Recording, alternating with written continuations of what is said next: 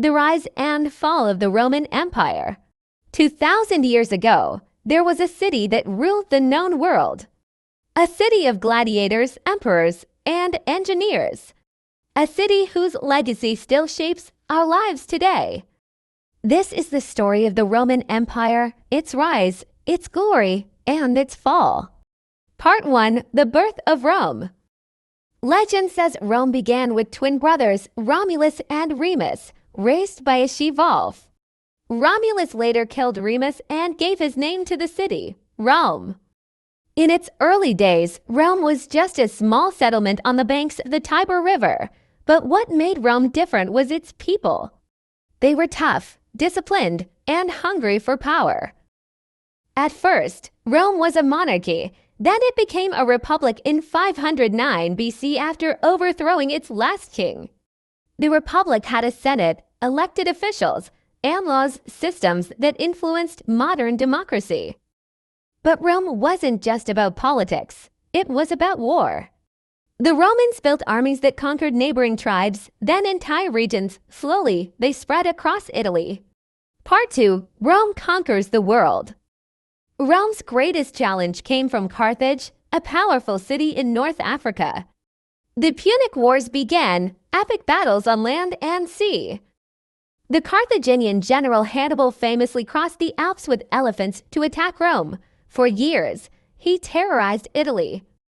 But Rome fought back. In 200 BC, General Scipio Africanus defeated Hannibal at the Battle of Zama. Rome destroyed Carthage and became the dominant power in the Mediterranean.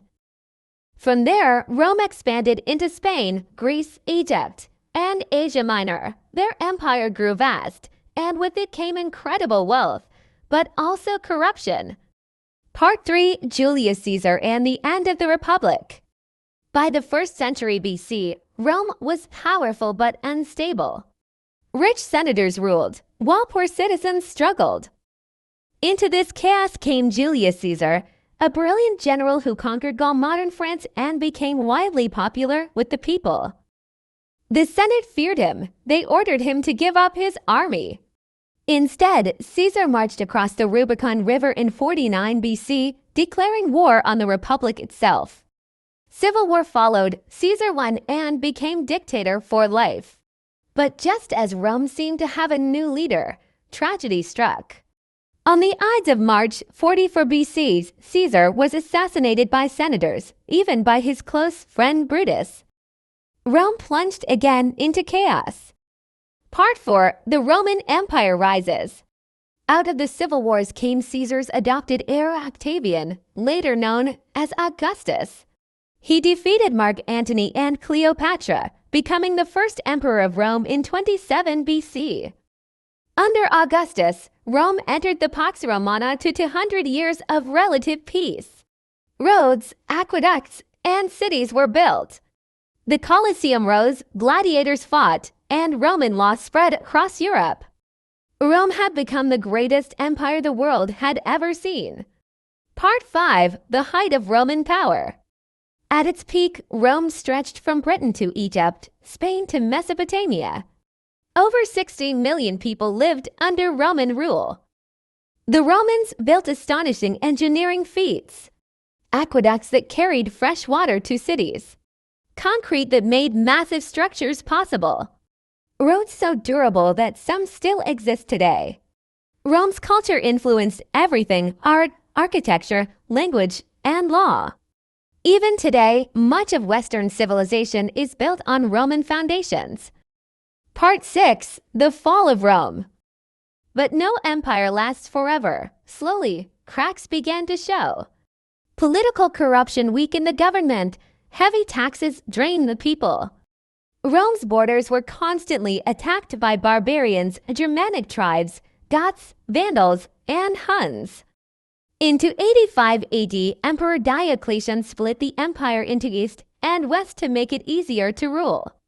The Eastern Empire Byzantium thrived, but the Western Empire struggled. In 410 AD, Rome was shockingly sacked by the Visigoths. And in 476 AD, the last Roman emperor of the West, Romulus Augustulus, was overthrown. the Western Roman Empire had fallen. Part 7. The Legacy of Rome. Though the empire fell, Rome never truly died. Its legacy lives on.